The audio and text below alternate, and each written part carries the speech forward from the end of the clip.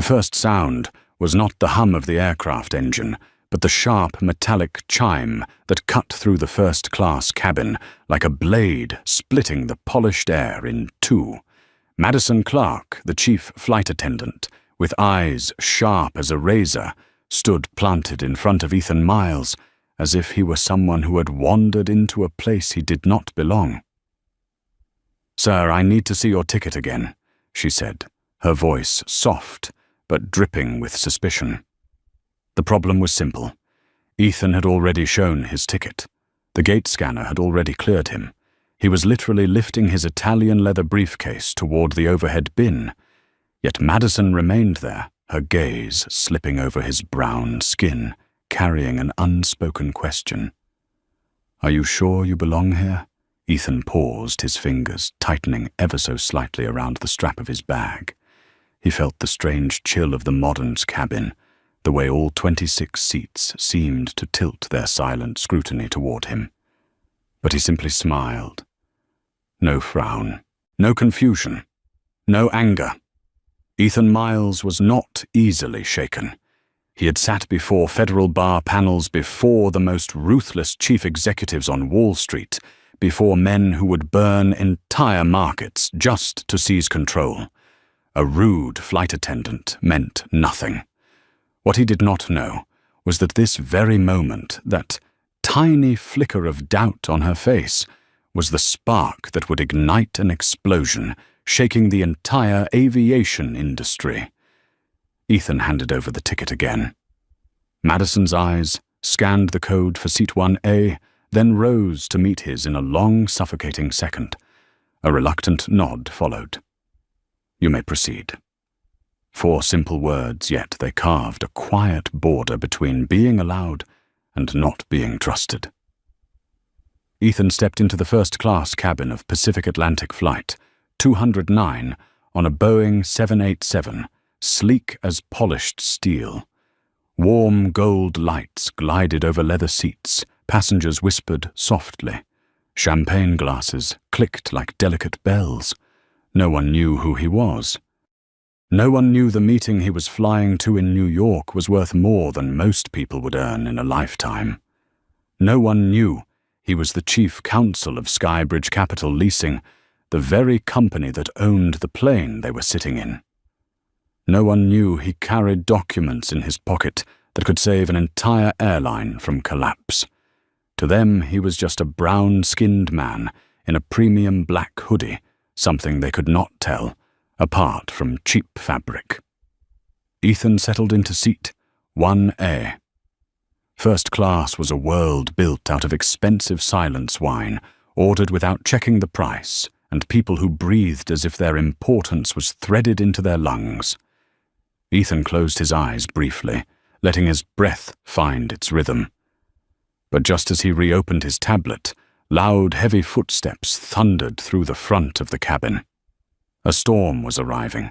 Gregory Sloan burst in as if he owned the universe, wearing an overdone pinstripe suit, a blinding red tie, and cologne so strong it smothered even the walnut scent of the aircraft interior. Sloan was barking into his phone, his voice booming through the cabin. "I already told you, if the board does not listen, I will buy their seats myself. Tell Donaldson I will crush that vote." A few passengers looked up, annoyed. Madison transformed instantly. She leaned in, tilted her head, and smiled a rehearsed, flattering smile. "Welcome on board, Mr. Sloan. We are honored to have you." Sloan waved her off. "Where is my seat?" 3B, sir." Madison answered, though her eyes flicked toward the front and locked on Ethan. And in that moment, Sloan saw seat 1A. His eyes gleamed with pure entitlement.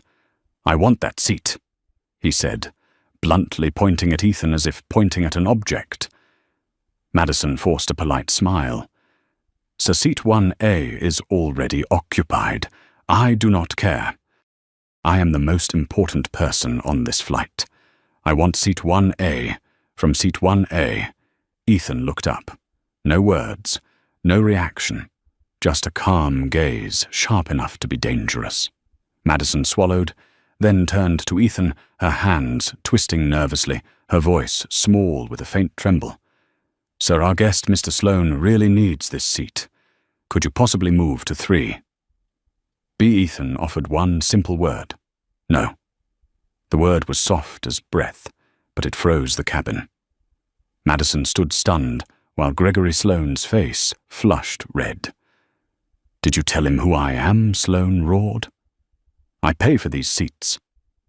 I am. Ethan closed his tablet gently and looked up at both of them. His gaze sliced through every layer of pretentious arrogance Sloane carried like armor. In that luxurious cabin, silence dropped like a verdict. This was only the beginning, and within a few hours the world would learn a lesson. Not everyone sitting in 1A is truly a VIP, and not every VIP has the power to shape someone else's fate, but Ethan did. And his retaliation would become the biggest storm the aviation industry had ever seen. The power struggle at 30,000 feet had just begun.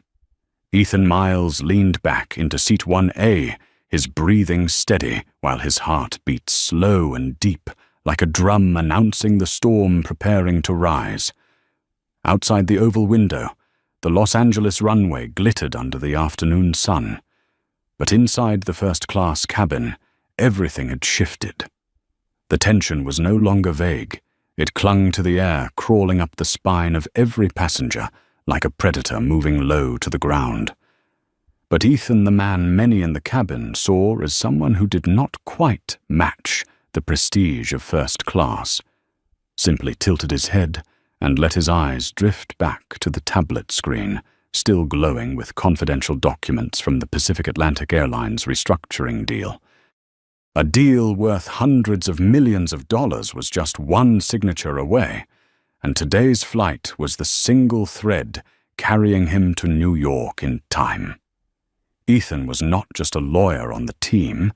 He was the architect of the terms, the negotiator, the decoder of the complex financial structures that most chief executives lacked the patience to understand. Skybridge Capital Leasing was no ordinary company. It was the quiet empire standing behind dozens of airlines, owning more than 400 aircraft, leasing them around the globe, and holding influential shares in at least 8 major carriers. Ethan had joined Skybridge at 30, needed only 2 years to become senior counsel, and before turning 36, rose to chief counsel, supervising every leasing contract, including the Boeing 787, beneath the feet of the passengers at this very moment. And what no one in cabin 209 knew was that the aircraft they were trying to bully him into giving up his seat for was his asset, not in personal ownership, but in power. Ethan had the authority to ground it, terminate its contract, and throw Pacific Atlantic into crisis with a single call. All of that power rested quietly in his left hand, the hand lying calmly on his knee. Still at the front of the cabin, Gregory Sloane believed Ethan was the least powerful person on board. "Madison, call the captain out here." Sloane barked, his voice exploding through the plane. Passengers turned their heads, some annoyed, some curious, others pretending to read newspapers while straining to listen. Madison Clark hurried away, her heels striking tense rhythms on the cabin floor. Ethan watched her go, a flicker of old fatigue crossing his eyes, the familiar exhaustion of dealing with people who saw his skin color before they saw his mind, his achievements, or his dignity. Yet he stayed still, no reaction, no anger. His silence was not submission. It was the silence of someone standing firmly on a foundation of power, invisible to everyone else.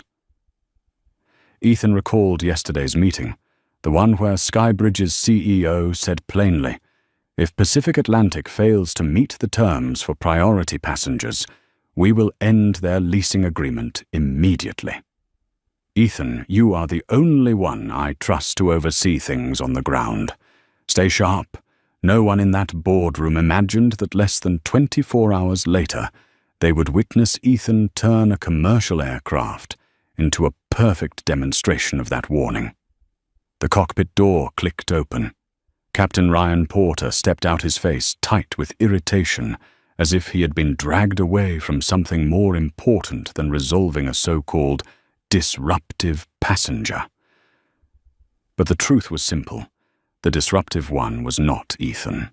It was Sloane, whose ego swelled like a balloon, ready to pop after being denied. Porter walked straight down the aisle and stopped in front of Ethan's seat.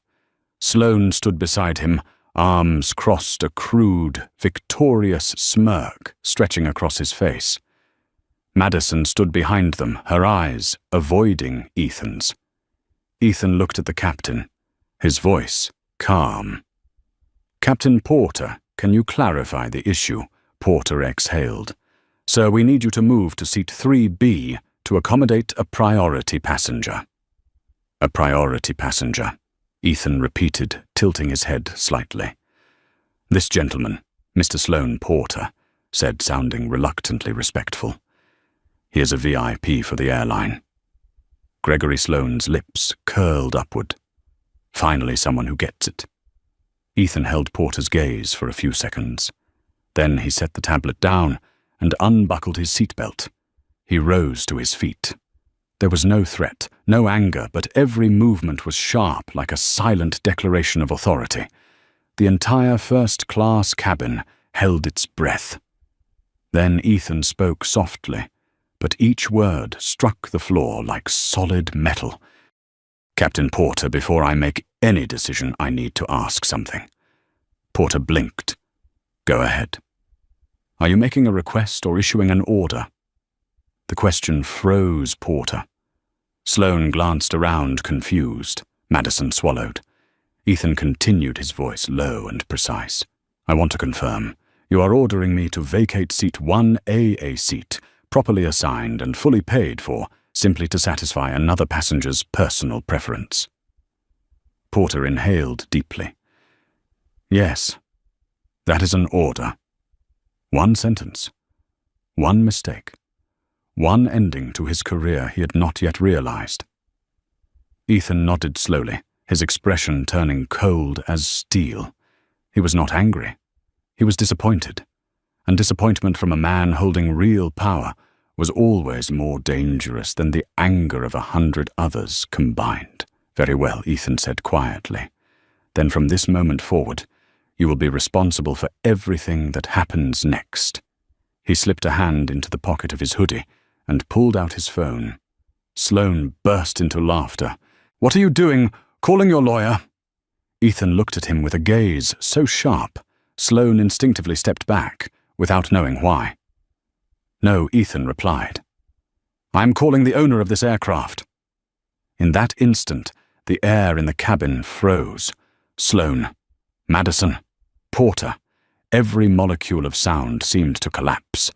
Everything was only beginning. And as Ethan lifted the phone to his ear, as the first ring sounded, the fate of the entire flight and the entire airline began to turn a new page.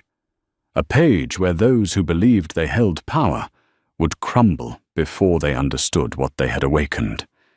Ethan did not know, or perhaps he knew perfectly well, that he had just ignited a storm that would sweep through the entire industry. And everyone was about to pay the price. The chime rang at the exact moment. The entire first-class cabin seemed to forget how to breathe, as if even the smallest sound could shake the Boeing 787 off the runway. Ethan Miles stood there, not leaning, not trembling, holding a posture so calm it violently contrasted with the way everyone had treated him moments earlier. Terrifyingly calm. Sloane let out a mocking laugh, crossing his arms and leaning against the seat, as if watching cheap entertainment. "All right, go on, make your call." He sneered. "Let's see who you're calling. Your mother." Your buddy Ethan did not look at him. He did not need to. He focused solely on the rhythmic ringing in his ear. each tone tightening the line between power and the incompetence of those who had just humiliated him. A soft click sounded when the other end picked up. Ethan spoke in a low, sharp voice without a hint of hesitation. "David, I need you to listen very carefully." On this plane, the name David meant nothing, but in the world of finance and aviation, David Hawthorne was one of the three most powerful figures at Skybridge Capital. Leasing the chief executive officer, the man who signed multi-billion-dollar agreements, the man who could instantly suspend any operational contract. Ethan continued his tone, slicing through the silence like a blade. "I am on Pacific Atlantic Flight 209. Yes, on the 787, the exact aircraft we granted operating rights for." He glanced forward, where Madison stood, frozen, her face white as paper. "I was just ordered by the captain to vacate my assigned seat because a supposed VIP wants it." Sloane burst into loud laughter, unaware he was sealing his own fate. Additionally, Ethan said the chief flight attendant repeatedly challenged my ticket, applied unreasonable pressure, and together with the captain, attempted to force me to switch seats through direct orders. The reason was illegitimate. This is a direct violation of Clause 4.3 and Clause 6.1 of the leasing agreement, and if you need it stated explicitly, this falls under interference with lessor's representative, according to asset protection terms. The other end went silent for half a second. Then a deep, icy voice cut through the earpiece so sharp that even Sloane felt a chill despite not hearing the words. "Ethan, tell me you are not joking." "Completely serious," Ethan replied instantly. "I have full video and more than 6 passengers are recording." Madison stepped back, as if the floor had tilted under her. Captain Porter stiffened. He was no longer the authority figure. He was simply one link in a catastrophic chain of mistakes tightening around his own career.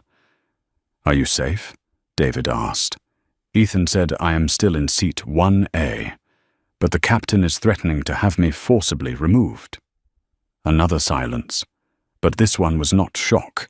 It was calculation, a prelude to a corporate strike. Then David's voice turned into tempered steel. "Very well. Ethan, I am granting you full authority. If this crew cannot meet the minimum requirement of ensuring safety and respect toward a Skybridge representative, then this aircraft is not fit for operation." Sloane's breath caught when he saw Ethan's expression, still calm, but with eyes now carrying the weight of a hammer about to fall. Ethan said, "Understood." "I am issuing directives to Pacific Atlantic's Operations Center. Right now," David continued. "If the crew violated the agreement, as you stated, the flight will be grounded immediately." Sloane's eyes widened. "Grounded? Grounded means the flight gets cancelled, right?" No, they can't." But of course, he understood exactly what the word meant. The cabin fell into a strained silence so tight that passengers could hear the faint vibration of the ceiling panels. Ethan ended the call with a sentence that drained the oxygen from the air around them. "I will await instructions." He lowered the phone and looked at Captain Porter. "Would you like to change your order?" Porter opened his mouth, but no sound came out. Sloane turned red with rage. "Are you out of your mind? Who do you think you are?" "You want to know who I am?" Ethan finally turned fully toward Sloane, his voice low like distant thunder. "I am the person who decides whether you get to sit on an aircraft like this ever again." Sloane fell silent instantly. And then ding, a cockpit alert chimed. A message flashed on the internal display. Captain Porter spun around and rushed to the cockpit door, staring at the words that drained the color from his face. "Priority override. Lessor initiated investigation. Hold gate, await grounding confirmation. Whispering spread across the cabin like ripples. What's happening? Why are we not moving? Grounding is the flight in danger. Madison tried to smile, but her face had frozen. She turned to Ethan, and for the first time there was no arrogance, only raw fear. You can't. I mean, why would you? Ethan met her gaze. I warned you before you chose to abuse your authority. The cockpit door opened again. Porter stepped out, pale, as a man receiving his own verdict. The flight has been held, he said, voice trembling. Operations is requesting we stand by and prepare for possible grounding. Sloane shot up. Grounding what? I have a meeting. Do you know who I am? Porter looked at him with utter defeat. I have no authority here. This directive comes from the owner of the aircraft. Sloane swayed like he needed something to hold on to. He turned to Ethan, voice cracking in desperation. Please don't do this. We can work something out, Ethan replied with one sentence that fell like a hammer onto steel. You chose how to treat me when you thought I had no power. Madison stood, frozen eyes, glistening. She knew this had spiraled far beyond anything she could fix. Then ding. Another message. This time from Ground Command. Full grounding authorized. Dispatch alert. Terminate flight. 209. Crew suspension. Review required. Porter nearly collapsed. Sloane gasped for air. Madison covered her mouth. And Ethan, he closed his eyes for a brief moment. In that moment he felt no satisfaction, no triumph. Only the heavy exhaustion of a man forced to wield absolute power just to defend something everyone should be given freely basic respect. The plane's loudspeaker crackled. Porter's broken voice came through. Ladies and gentlemen, today's flight has been cancelled. Chaos erupted in the main cabin like a tidal wave. But in first class, 3 people were silent.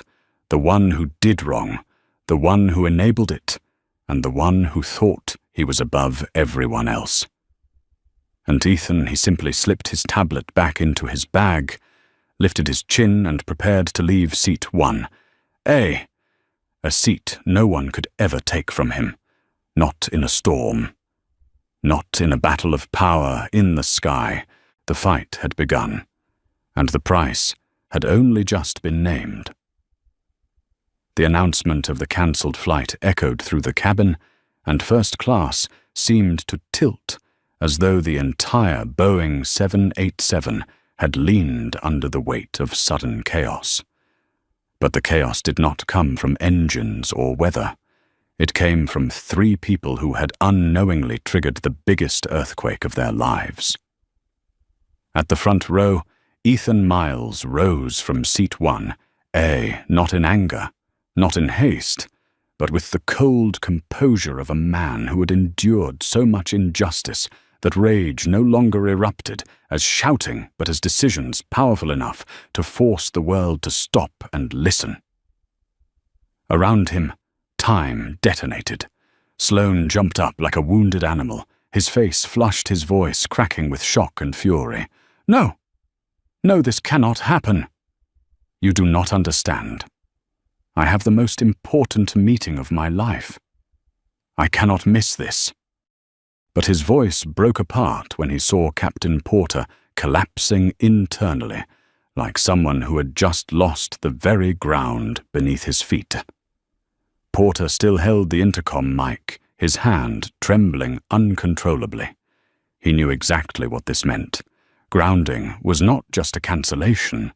Grounding was a direct call to the front door of the Federal Aviation Administration.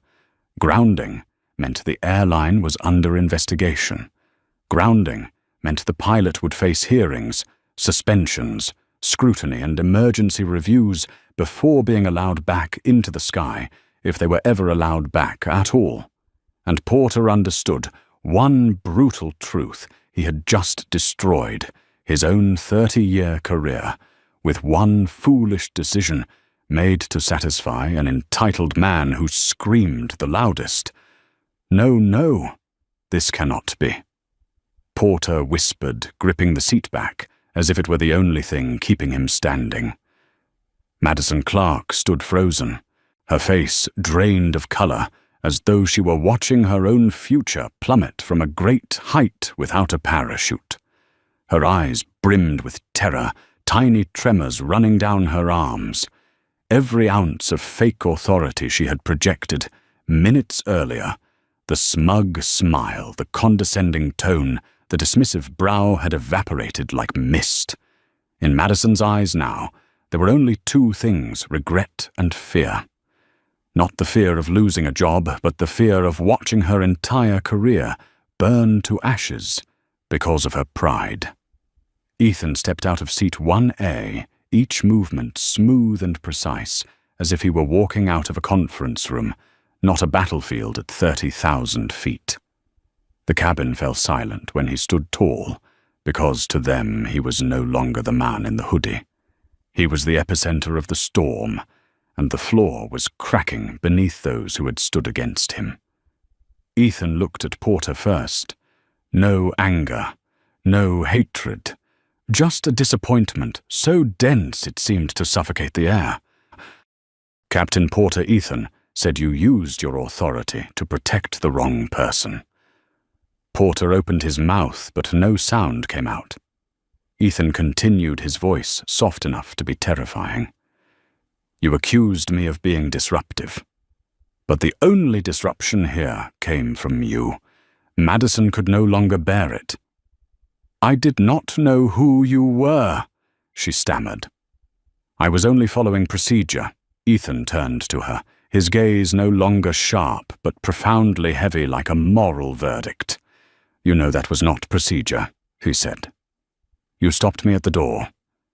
You doubted I belonged here because I did not look like the kind of person you think deserves seat 1A. Madison bit her lip as tears fell. "I am sorry." "Sorry does not reverse a grounded aircraft," Ethan replied, "and it will not erase the choices you intentionally made." Sloane stepped forward, desperation tangled with anger. "You think you can ruin my meeting? Do you know who I am? I will sue you. I will sue all of you." Ethan turned, and for the first time, his eyes carried a sharpness that cut straight to bone.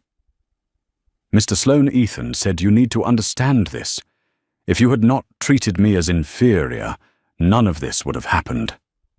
Sloane froze his mouth, opening and closing like a fish gasping for air. Ethan stepped closer, his voice low, but every word slicing to the center of Sloane's last remaining illusion of control. "And you should also remember, the deal you are chasing will never happen if you arrive late. I suppose it has completely fallen apart now." Sloane staggered back as though punched. He understood. Ethan had not merely cost him a flight. Ethan had just extinguished a deal worth billions right here, right now. And the worst part was that Sloane had brought it upon himself. Ethan turned toward the aircraft door. Porter and Madison still stood there, looking like two people awaiting judgment. Ethan delivered a sentence that shattered them completely. "You chose Sloane over justice. And justice has answered." He walked forward, and the aircraft door opened automatically. But what stunned everyone was not Ethan's departure. It was the scene outside. At least 10 Pacific Atlantic personnel were rushing toward the aircraft, along with the airport manager, ground operations, supervisors, and aviation security. One of them shouted Captain Porter, "Chief Flight Attendant Madison Clark, you are required to disembark immediately for internal investigation." Sloane stared wildly around him, lost. Porter looked like he might collapse. Madison began to sob openly, covering her face with trembling hands. But all of them understood. The worst had not even begun. Ethan stepped past them, the terminal lights reflecting on a face, not triumphant, Not angry, but exhausted, the face of a man far too familiar with battles he should never have to fight. He turned back one last time, looking into the first-class cabin. Seat 1A remained there, empty, but still his. Not because it was printed on his ticket, but because he had proven that anyone who sits in that seat must know how to treat others with respect. Then he walked up the jet bridge, leaving behind 3 people who now had to face the consequences they created. And this was only the beginning. The Sky had lost 1 flight today, but this story would travel much farther into boardrooms, into headlines, into the very history of the airline. Ethan Miles didn't cancel a flight. He initiated a restructuring no one saw coming, and behind him, Sloane could only watch in panic, whispering to himself, "Dear God, I picked the wrong man to fight." But for him, that realization had come far too late. The sound of Ethan Miles's footsteps echoed softly along the jet bridge, but that small sound carried the aftershock of a seismic event rippling across the airport, like rings spreading from a heavy stone dropped into still water. Behind him, the aircraft door remained open, but it was no longer the entrance to a routine flight. It had become the gateway to a system-wide crisis that Pacific Atlantic's leadership would have to confront within minutes. At the head of the jet bridge, Ethan walked straight into the forming chaos. The airport manager, Pacific Atlantic operations staff, a security supervisor, and 3 personnel from the airline's command center were all arguing over their radios' faces, tense, as if responding to an emergency aircraft incident. Has it been verified? Headquarters confirmed it. It is a true lesser initiated grounding. How did this even happen? Was there a leasing representative on that flight? Yes. And apparently the issue is with the cabin crew. Ethan walked past them without a word. But no one could possibly ignore the man in the black hoodie, carrying an Italian leather briefcase with a calm expression that looked exactly like the figure described repeatedly through the frantic chatter on their radios. A young staffer stepped into his path, voice trembling. "Sir, are you, Mr. Miles?" Ethan gave a slight nod. The staffer instantly went pale, then bowed as though standing before a senior corporate executive. "Sir, the operations director wants to see you immediately. We are very sorry for everything that happened." Ethan simply said, "I understand." But inside, fatigue rose like a tide. Not the exhaustion of power, but the exhaustion of someone who had spent a lifetime fighting for something that should never require a fight basic respect. Inside the aircraft, chaos was erupting in its own direction. Madison Clark was being escorted out of the cabin by 2 cabin managers, her face streaked with tears. She stammered, "I did not mean to. I did not know who he was, I just..." But she knew even as she spoke that her words meant nothing. Her job, her mission, her entire profession revolved around treating every passenger fairly, no matter who they were. And she had failed at the first principle. Captain Porter, meanwhile, was being asked by airport security to surrender his employee ID and his pilot wings, the symbols he had spent 30 years earning. Captain Porter, the supervisor, said, his voice heavy like a verdict, "The Federal Aviation Administration will expect to speak with you tonight. Under regulation, you are hereby temporarily suspended." Porter stood there like a man who had just lost his real wings. He opened his mouth, but no sound came out. Never in his life had he imagined that a simple decision, a meaningless seat request, could destroy the career he had sacrificed 3 decades for. At the back of the cabin, Gregory Sloane, who had strutted in like an emperor, now braced himself against a seat, sweat running down the back of his neck. An airport staff member was gently explaining that the earliest available flight for him was tomorrow. Tomorrow, Sloane shrieked, his voice distorted by panic. "Do you have any idea what this will cost me? I have a meeting at 7 tonight." "I cannot. I am sorry, sir," the staffer replied, her tone firming. "But all we can do is arrange a hotel. You should contact your company. We have fulfilled all required support." Sloane slammed his fist into the cabin wall, startling several passengers. But no one pitied him, because they were all victims of his arrogance. Meanwhile, Ethan had stepped into the terminal, his silhouette reflecting across the polished floor. Travelers waiting for other flights began murmuring when the huge display board flipped, read Flight 209 cancelled, not delayed. Not technical issue. A single stark word that sent hundreds leaping to their feet, shouting, complaining, rushing toward the service desk. Ethan moved through the crowd like a silent ghost. No one knew he was both the cause and also the victim of the storm swirling behind him like a rising cyclone. Ethan entered the first-class lounge of another airline, not Pacific Atlantic. The desk agent, a warm-smiled woman in her 50s, paused slightly when she saw the name on his boarding pass. "Mr. Miles, we were informed you would need a replacement booking. We will take care of that right away." Ethan replied, "Earliest flight to New York first class. I do not care which airline." She nodded. "Continental Skyway has a flight at 2:15. We will switch your ticket immediately." When Ethan settled into a wide, soft seat and ordered a sparkling water, he glanced through the large glass window. There stood Flight 209. The massive Boeing 787 still parked at the gate, sunlight glinting off its fuselage like a gravestone marking the failure of an entire system. It sat there cold and motionless, a warning etched across Pacific Atlantic's forehead.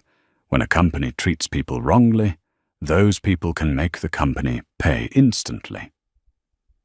In that moment, Ethan felt something rare. Not triumph, not pride, but sadness.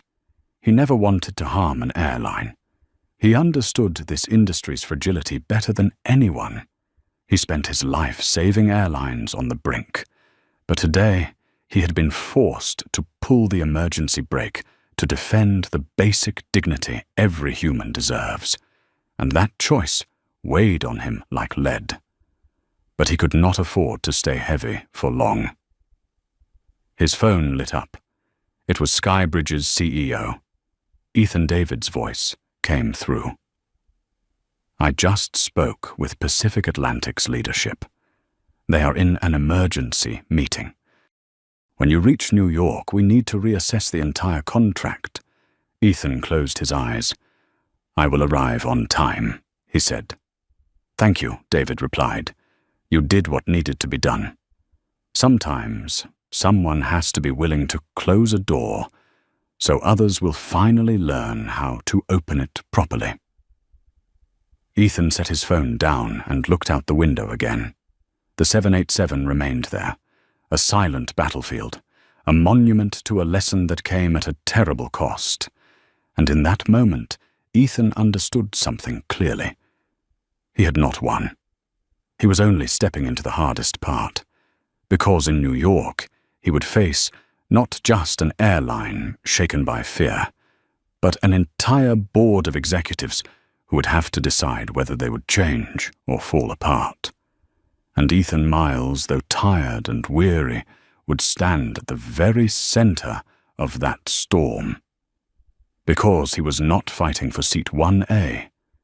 He was fighting for everyone who had ever been pushed out of a place they rightfully belonged, and the real battle had only just begun. Ethan Miles sat in the Continental Skyway First Class lounge, the glass of sparkling water catching the warm lights above, while elsewhere in Los Angeles International Airport, an invisible storm was ripping through every conference room, every radio channel, and every control screen belonging to Pacific Atlantic Airlines. It shook their entire management structure, as if the ground had been pulled out from under them. At the operations center, internal alerts flashed non-stop across the monitors. Lessor initiated grounding, immediate review required. The glass panels reflected the pale faces of managers rushing back and forth, voices overlapping like a swarm of bees jolted from their hive. Who signed off on this flight? Did anyone verify the passenger manifest? Was it the cabin crew or the VIP passenger who caused it? No. The worst part is the person they mistreated is the leasing representative. At the front of the room stood Richard Coleman, the Pacific Atlantic Director of Operations, a man in his early 50s whose face usually carried calm authority. But for the first time, he found himself unable to control anything. His phone rang relentlessly. One call from the CEO, one from the Federal Aviation Administration, one from Skybridge Capital, and each line felt like a direct blow to an airline already full of cracks. Coleman, the Pacific Atlantic CEO, screamed through the receiver, his voice breaking, "Explain this right now." Skybridge's representative was forced out of his seat, threatened with removal, harassed by our VIP, and our captain gave an order. Coleman gripped the table edge. "I am still waiting for the full report." "No need to wait," the CEO roared. "Skybridge considers this a breach of Clause 4.3 and 6.1. Do you understand what that means? They can terminate the leasing contract at any moment. We operate nearly half our fleet with their aircraft." A staff member rushed up and handed Coleman a tablet. "So you need to see this." Coleman looked down and his stomach dropped. It was footage recorded by passengers, Madison confronting Ethan Sloan, pointing and shouting, "He does not belong in this cabin," Captain Porter issuing the order, and then Ethan's quiet, lethal question, "Are you issuing a formal order?" Coleman didn't need to watch further. That single sentence was enough. This was no longer a customer incident, not a communication issue, not a training oversight. This was a systemic disaster. Across the airport, Ethan still sat in silence, unaware that the video of the grounded flight was spreading through employee group chats like a fast-moving virus. Flight attendants on other shifts watched with darkening expressions, not because they believed Ethan was wrong, but because they knew exactly what stood behind Madison's behavior, the quiet, poisonous force of prejudice. Ethan closed his eyes and breathed deeply, trying to push away the exhaustion tightening his chest. But he could not. The battle was not finished. His phone vibrated. A message from David. "I am meeting the Pacific Atlantic CEO at 7 tomorrow morning in New York. You must be there. We need to redefine their entire future." Ethan typed back, "I will be there." When he opened his eyes, the Boeing 787 was still outside the window, motionless, sealed off by maintenance teams, like a massive stranded ship. But inside Pacific Atlantic's makeshift Los Angeles conference room, the drama was even harsher. Captain Porter sat slumped at the table, face flushed with shame. Madison Clark covered her face as mascara streaked down her cheeks. A cabin supervisor read from the official report. The captain issued a forced removal order without any safety or security justification. "This is a direct violation of FAA Regulation 121.580. Porter clenched his fists. I just wanted to avoid conflict. And instead you created the biggest conflict in this airline's history, the supervisor replied coldly. Mr. Miles was not just a passenger. He is the representative of the aircraft lessor. Madison sobbed. I did not mean to discriminate. You do not need to declare discrimination, the supervisor said. People can see it clearly. And in the video, They see everything. Meanwhile, Sloane was pacing wildly, yelling into his phone at his assistant in New York. "Cancel the meeting." "No, we cannot cancel. If I am not there, the deal will fall to our competitors." But the voice on the other end replied flatly, "Mr. Sloane, they have already voted. You are not present. The deal is lost." Sloane froze. His whole body crumpled like a skyscraper losing its foundation. This was not just financial failure. This was the collapse of his ego. Elsewhere in the airport, security escorted Madison and Porter out of the restricted zone. They walked side by side but did not look at each other. Neither of them yet understood that their careers had just ended because of a chain of decisions made in less than 20 minutes.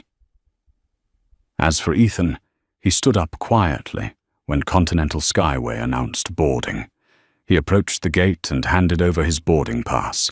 The flight attendant saw his name startled for a moment, then bowed slightly. "We are honored to have you on board, Mr. Miles." Ethan nodded. "Thank you." He settled into seat 2A, not 1A, but this time no one dared question whether he belonged there. As the aircraft pushed back from the gate, Ethan looked out the window. The 787 still sat in place, but something had changed. A team of inspectors was now surrounding it, not for mechanical issues, but for operational violations. Ethan studied it for a moment longer. He felt no joy. None at all. He felt like a man holding a pen that had just signed a death sentence that should never have existed in the first place. But as the Continental Skyway aircraft accelerated for takeoff, Ethan understood something clearly. Sometimes, to save a system, you must let it collapse. Sometimes, to rebuild an airline, you must begin by grounding the aircraft that symbolizes its wrongdoing. And sometimes, justice does not come from a courtroom. Justice comes from the moment one man stands up, refuses to abandon the seat he paid for, and forces the world to confront the truth. As the aircraft lifted off the runway, Ethan closed his eyes. He needed rest, because tomorrow in New York, he would step into a meeting with Pacific Atlantic's CEO and lay out exactly what the airline must change to ensure no one would ever experience another one a moment. And that meeting would not just be a discussion, it would be a verdict, and Ethan Miles would be the one to deliver it. The Continental Skyway flight touched down in New York at 6:48 in the morning, just as the eastern sky was brushed with a thin silk layer of orange, signaling a new day, but also opening the door to an entirely different battle waiting for Ethan Miles. Stepping out of the first-class cabin, he needed no escort and no greeting, yet the quiet authority in his stride was so strong that even airport staff instinctively moved aside. Ethan headed to the lounge to change, straightened his tie, fastened the dark blue suit buttons, and when he looked into the mirror, he saw two versions of himself, layered together. The elite attorney who had spent over a decade safeguarding some of the world's largest aviation assets, and the black passenger who had been forced to confront prejudice even while sitting in the seat he had fully paid for. Both versions of him were about to walk into the most important meeting of his career.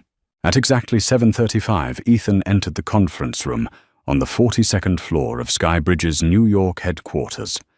The long glass room overlooked the Manhattan financial district below, where the economic heartbeat of America pulsed like steel machinery.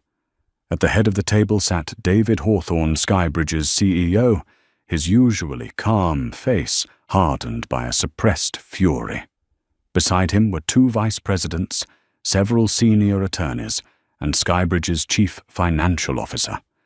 But the group that drew the most attention was the one seated across the table, Pacific Atlantic's CEO, Leonard Graves, their CFO Director of Operations, Richard Coleman, and 3 board members. They looked like people emerging from the worst night of their lives, red-rimmed eyes, crooked ties, wrinkled shirts, stiff movements. And when Ethan stepped into the room, they all stood instantly, not out of etiquette, but out of fear. Leonard Graves was the first to approach, extending his hand with complete sincerity. "Mr. Miles, I do not know where to begin. On behalf of the entire Pacific Atlantic Organization, I apologize." Ethan shook his hand, nodding once. "I understand." No, Graves insisted quickly, as if terrified of misunderstanding. "No, you do not understand fully. What my people did to you on that aircraft yesterday is unforgivable. We are ashamed, and we accept full responsibility." Ethan showed no reaction. He knew apologies were just the surface. Change was what he had come to extract. David motioned for everyone to sit, then placed a thick file on the table. "Let us begin," David said, his voice low but cold enough to freeze the room. "Mr. Graves, Mr. Coleman. Members of the board, this is not a routine meeting. This is an emergency evaluation of Pacific Atlantic's contractual violations. Ethan will lead today's review, as he witnessed the incident firsthand." Every gaze shifted to Ethan. He stood not needing to look at documents. Every detail was etched into him. First, Ethan began. "I want to make it clear that what happened yesterday was not the result of individual mistakes. It reflects a cultural breach, a systemic issue that has been simmering for years." He looked directly at Graves. "That is the price your airline is paying today." Graves bowed his head. Ethan continued, "Yesterday I was ordered to vacate seat 1A, the seat assigned to me. When I declined, the captain threatened to forcibly remove me from the aircraft, an action that violates both FAA regulations and the leasing contract." Skybridge's CFO flipped a page. "Violation of Clause 4.3, ensuring priority treatment for the lessor's representative. Violation of Clause 6.1, prohibiting obstruction of the lessor during operational oversight." But Ethan continued without pause. "I was not treated as a legitimate passenger, despite holding a valid ticket. I was not treated as a human being. I was treated as an obstacle, something to be moved aside to satisfy the whims of an aggressive VIP. No one questioned whether I had rights. No one questioned who I might be. No one stopped to consider whether mistreating a black man in a hoodie might create a catastrophic situation." Heads lowered across the room. Ethan pressed on. "Understand this. I did not ground the aircraft because of personal offense. I grounded the aircraft because your organization has created an environment where discrimination is perceived as a reasonable option. And if it happened to me, someone who knows the law, holds authority, and has evidence, then it has almost certainly happened to thousands of passengers without anyone knowing." One of the oldest board members wiped sweat from his brow. David leaned back, arms folded, allowing Ethan to continue leading. "I grounded that plane," Ethan said, "because Pacific Atlantic treats an asset worth hundreds of millions of dollars like a self-driving taxi. Because your captain believed he had the right to abuse his authority. Because your chief flight attendant believed discrimination was trivial. And because your VIP passenger believed his money entitled him to trample whoever stood in his way." He paused, letting each word sink into the minds around the table. Then he placed his own file onto the desk. "Here are our conditions to continue the partnership." Graves looked up nervously. Ethan opened the file. "One Skybridge will appoint a permanent board seat within Pacific Atlantic." Several people widened their eyes, but no one objected. "2 all pilots and flight attendants must undergo unconscious bias and passenger conflict response training through an independent third party. Graves nodded repeatedly.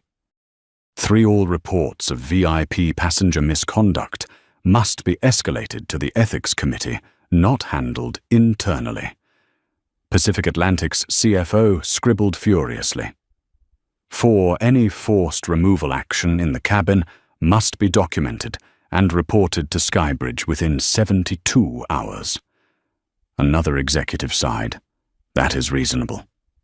Ethan's eyes sharpened, cutting through every layer of deflection, and finally, immediate termination of Captain Porter, Chief Flight Attendant, Madison Clark, and anyone directly involved in the misconduct on Flight 209. Silence swallowed the room. Ethan said nothing further. He simply waited. And then Graves picked up the pen, signed the final page of Ethan's document, and said in a strained but firm voice, "Pacific Atlantic accepts all terms." His expression was not just remorse, but the heartbreak of a CEO realizing his airline had nearly collapsed because of the very people he trusted. David nodded and turned to Ethan. "Well done." But before anyone could leave the table, Graves stood again, voice trembling with sincerity. "Mr. Miles, I want to say one more thing. You did not just save our airline from a takeover. You saved us from ourselves." Ethan remained silent. But for the first time in the entire meeting, his eyes softened. Not because of victory, not because of power, but because someone finally understood that this was never a fight about a seat. It was a fight for dignity. An airline had been brought to its knees in order to rebuild. The restructuring began the moment Ethan said no in Seat 1A. And now, as the meeting ended, the agreement signed, and Leonard Graves shook Ethan's hand with genuine respect, the future of Pacific Atlantic had shifted forever. But Ethan knew this was not the end, because the 3 people directly responsible for the disaster of Flight 209 had yet to face the full weight of their consequences. And Part 8 would be the moment every mask fell completely. The moment the meeting in New York ended and the final signatures dried on the restructuring agreement, its consequences began spreading like a sealed verdict, triggering outcomes that could no longer be reversed for the 3 people who had ignited the entire crisis. There were no raised voices, no shouting, no resistance, only a sequence of cold, precise, and merciless actions, like a blade long prepared to cut away the rotting parts. At Pacific Atlantic's headquarters in Los Angeles, just as the sun lifted above the horizon and the morning light was still pale, Madison Clark sat alone in the crew break room. In front of her was the small mirror she used every day to fix her makeup before each flight. But today the reflection staring back at her was no longer the same woman. Her eyes were swollen from crying all night, mascara streaked like ink stains, and the confident, sharp face she once carried had dissolved into numb shock. The door opened. 2 managers entered carrying a white envelope. Madison knew. She could not breathe. Madison Clark, the cabin supervisor, said, her voice soft, but with no trace of warmth based on the internal investigation, and at the request of Skybridge Capital Pacific Atlantic is terminating your employment effective immediately. Madison said nothing. She stared at the envelope the way someone stares at a death sentence. "You'll receive your final pay and standard assistance," the manager added, "but your record will include a note stating, 'Not eligible for rehire,' and the major carriers will take this very seriously." Madison felt her throat close. She understood exactly what that meant. No major airline would hire a flight attendant, flagged for discrimination, abuse of authority, cabin ethics violations, and involvement in an incident leading to a grounding. She had lost everything in 20 minutes of arrogance. When she signed the paper, her hand shook so violently she had to hold them together just to grip the pen. I made a mistake, she whispered. I know, the manager replied. But that mistake stranded 200 passengers, cost the airline hundreds of thousands of dollars, and nearly cost us our entire fleet. It stopped being a personal mistake the moment the plane was grounded. Madison collapsed to her knees when they left. She stared at her flight attendant wings, lying on the table like a pair of broken feathers that would never mend. Elsewhere in the airport, Captain Ryan Porter was stepping into his hearing with the Federal Aviation Administration, the meeting he had feared all night. In 30 years of flying, he had faced Category 10 storms, engine malfunctions, sudden cabin depressurization, but nothing terrified him more than the 4 officials sitting before him, representing the most powerful aviation authority in the country. Captain Porter, the investigator, began. According to the report, you threatened to forcibly remove a passenger from his assigned seat without any safety or security justification. Do you deny this? Porter stared at his tightly clasped hands. I do not. Are you aware that this action is a direct violation of FAA Regulation 121.580 and constitutes an abuse of command authority? I am aware, Porter replied, his voice barely audible. And are you aware that the passenger you threatened was the designated representative of the aircraft's owner who had the authority to audit your operational conduct? Porter closed his eyes. I did not know. But you acted anyway. Porter swallowed, the bitter taste rising in his throat. The investigator turned the page, his tone sharp as a cutting blade. The FAA Council has voted. Your airline transport pilot license is permanently revoked. You are prohibited from participating in any commercial flight operations going forward. Ryan Porter felt the air leave his lungs. 30 years of career erased in one sentence. This hearing is concluded, the investigator said. Good luck. But it was not a wish. It was an epitaph. Porter rose slowly. The door opened, and he stepped into a world he no longer belonged to. No sky, no cockpit. Only a life he had no idea how to begin again. As for Gregory Sloane, the man who had sat at the center of the chaos, believing money and influence would shield him from consequences, he spent that same morning in his luxurious Manhattan office, staring out at the city without feeling anything but profound loss.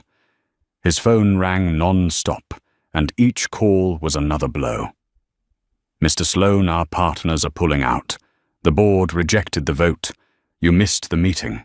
The media is asking about the Flight 209 incident. We do not know how to respond. Our stock price is dropping. Investors want to withdraw. Sloane couldn't speak. He stood there with both hands on the desk, looking over the city he once thought he would conquer. Now it was swallowing him whole. He had lost not because anyone defeated him, but because his own ego had driven him straight off the cliff. The final call came, his assistant's voice, trembling. Mr. Sloane, the acquisition deal has officially collapsed. Sloane closed his eyes. Everything turned to ash. No second chances. No empire he once believed he could build. Only the truth he destroyed himself by disrespecting the wrong man. And while those 3 people faced the highest prices of their lives in New York, Ethan Miles stepped out of Skybridge headquarters and took a long breath. He felt no joy, no satisfaction. But he knew one thing: justice does not always come from courts. Sometimes it comes from consequences. And today consequences had found exactly the people who needed to face them. Ethan pulled his coat tighter and stepped into the morning light of the city. The greatest battle had just closed. But what he started a new culture of fairness for an entire airline was what would truly change the skies. And the skies finally felt bright again. Morning arrived over Pacific Atlantic's New York headquarters, and the atmosphere inside the 37th floor conference room was as heavy as grey fog rolling across the ocean before a storm. Hours earlier, the termination notices had gone out. The Federal Aviation Administration had opened its investigation. Captain Porter and Madison Clark had left the building in silence. Gregory Sloan was somewhere in Manhattan, scrambling to salvage whatever was left of his collapsing career. But the larger, deeper, and far more defining battle was only beginning. Today's meeting was not for those who had fallen, but for those who remained the people who would decide whether Pacific Atlantic would survive by changing or die clinging to its old arrogance. Ethan Miles stood by the floor-to-ceiling window, gazing out at New York, awakening beneath the early light. He did not look like a man who had just toppled a multi-billion-dollar acquisition, nor like a man who had grounded an international flight. He simply stood with arms crossed, his expression composed, but his eyes sharp like a diver preparing to descend into the deepest parts of the ocean inside his own mind. Pacific Atlantic CEO Leonard Graves entered with slow, weighted steps. He placed a thick file on the table, looked at Ethan for several seconds, and released a sigh that sounded like someone trying to lift tons of invisible weight off his chest. Mr. Miles Graves said, "Believe me, we do not just want to apologize. We want to understand, and we want to change." Ethan turned from the window. He did not smile, but the coldness in his eyes eased slightly. "Change does not begin with words, Mr. Graves. Change begins with action." Graves nodded firmly and motioned for the board and the executive team to take their seats. The meeting began. Ethan opened his laptop and displayed a series of charts, reports, and images compiled overnight by Skybridge's analytics team. "This is Pacific Atlantic's internal survey from the past year," Ethan said. 27% of flight attendants reported experiencing VIP passenger abuse. 42% of flight crew stated that leadership prioritizes VIP comfort over the safety and dignity of their own staff. And more than 35% of black passengers reported unequal treatment when flying first class. The numbers hit the table like icebergs, ripping through a ship's hull. A board member's voice trembled. "I didn't realize it was this severe," Ethan replied instantly. "Not because it didn't happen, because no one forced you to look at it." He switched to the next slide video clips from Flight 209. The room went completely still as Madison's voice echoed, "Are you sure you're in the right cabin?" Then Sloane's sharp tone, "He does not belong in this seat." Then the moment Captain Porter issued his order. Then the moment Ethan replied, "Are you giving an official command?" When the video ended, no one in the room remained comfortable in their chair. Graves wiped his face, looking like a man who had finally realized his airline had not been shaken by finances, but by a moral fracture, years in the making. Mr. Miles Graves said softly, "We truly want to change. But can you tell us clearly, where do we start?" Ethan closed his laptop gently. He no longer needed it. Everything was already in his mind. "Start with people," Ethan said.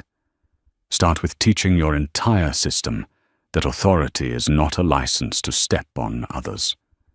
Start by placing the right individuals in the right roles. And start by eliminating silence." The room watched as Ethan walked to the table and placed a new binder on it. "This is the Pacific Reset Protocol." Ethan announced a complete operational and cultural overhaul for cabin crew pilots, VIP passengers, and management. Built from Skybridge's analysis. Graves opened it, flipping through the pages, eyes widening as he read conflict response simulations, new requirements for VIP passengers to sign a passenger ethics commitment, an anonymous reporting system for crew, redesigned authority hierarchies to prevent abuse, and the Eyes Open program, a training course designed to help staff recognize unconscious bias. And Ethan added, Skybridge will directly supervise implementation. If Pacific Atlantic fails to follow through, we will reassess the entire leasing agreement. A director whispered, If we fail, we die. Ethan looked at him. If you change, you live. Graves inhaled deeply, then stood facing Ethan with unwavering seriousness. We will do it, even if it means rebuilding everything from the ground up. Then something happened that no one expected. Graves bowed.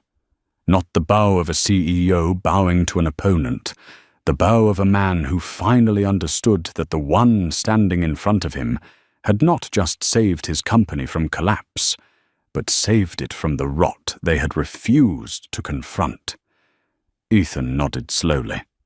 The agreement was signed at 9:12 that morning, but what mattered more was what it would create: a new airline, a new culture, a new sky.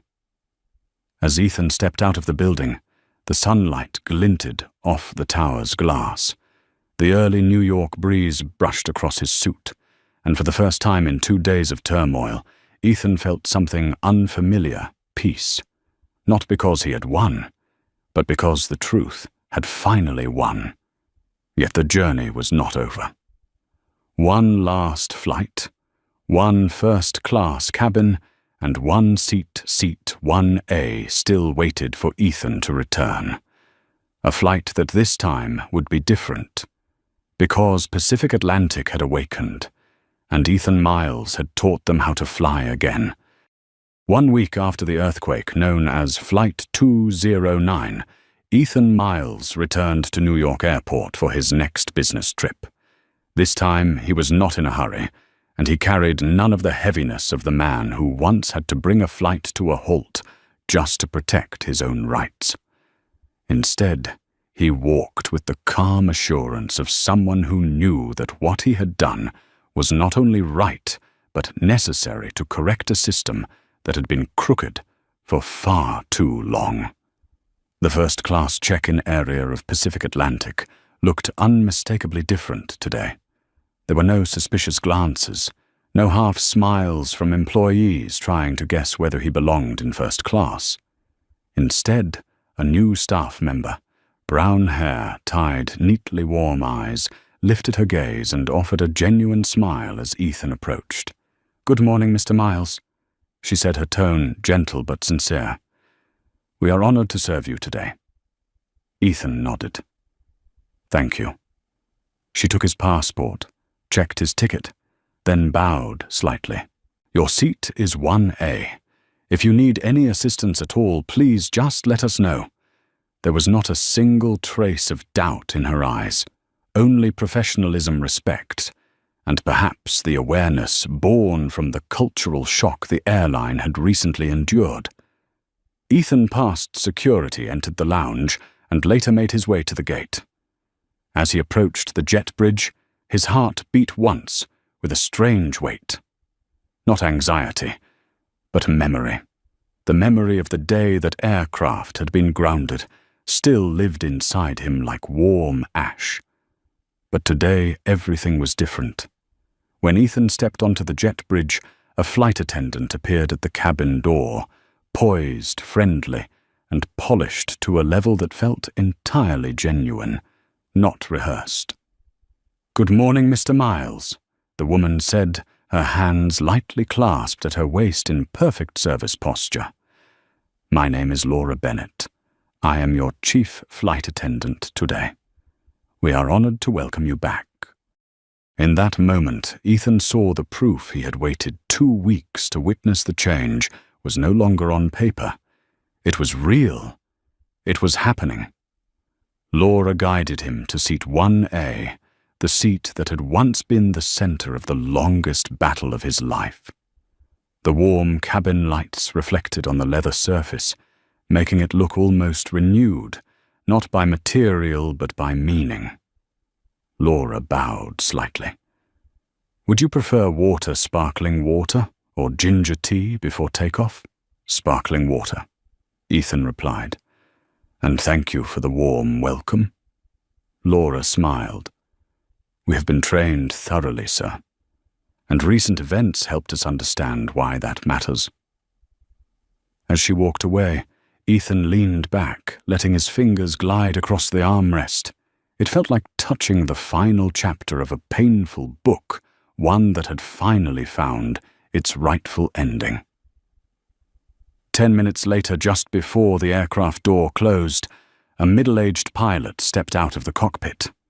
His expression serious, but his eyes sincere. Mr. Miles Ethan looked up. "Yes, I am. Captain Morrison, the captain for today's flight." "I wanted to personally tell you," he paused, considering his words. "What happened to you does not reflect the values of true aviators.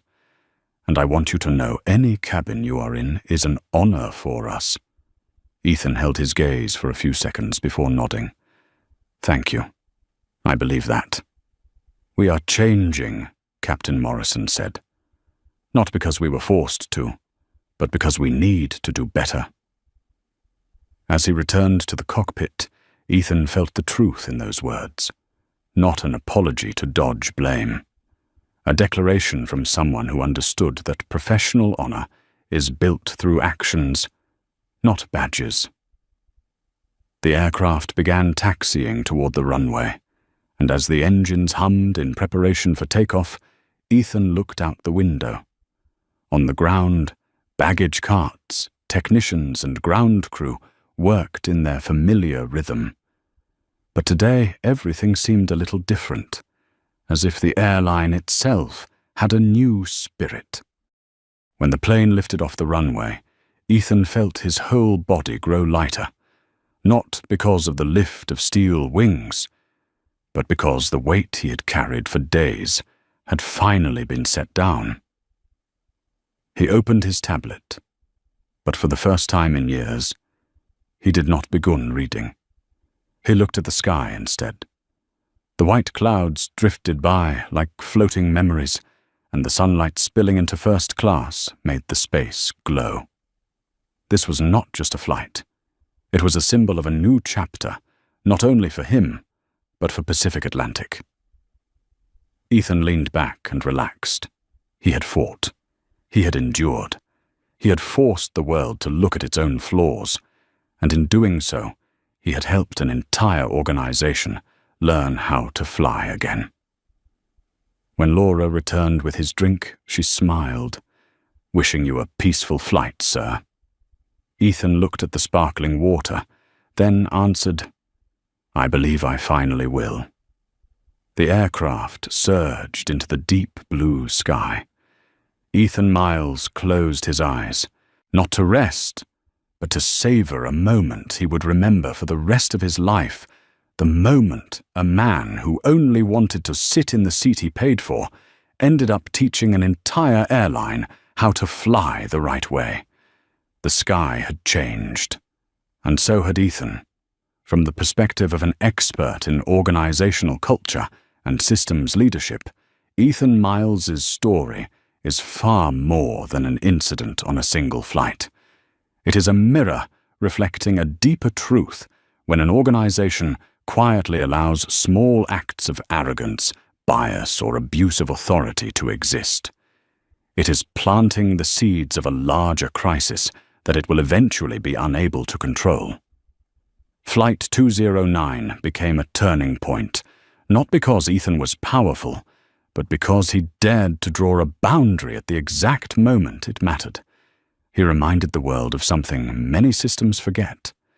Human dignity stands above any seat class, any title, and any VIP badge. And when one individual stands up, sometimes, an entire organization must change. Pacific Atlantic was not saved by reports or paperwork. It was saved by the moment one man refused to be diminished. That single moment forced an entire system to wake up, reflect, and rebuild the culture it had slowly lost. If you believe that respect is the foundation on which every strong organization must be built, it like to help spread that message. If stories of justice and systemic awakening resonate with you, make sure to subscribe so you can join us in the journeys ahead. And before you leave the video, drop a comment with the phrase, "Respect first," to remind one another that every great change begins with those two simple words: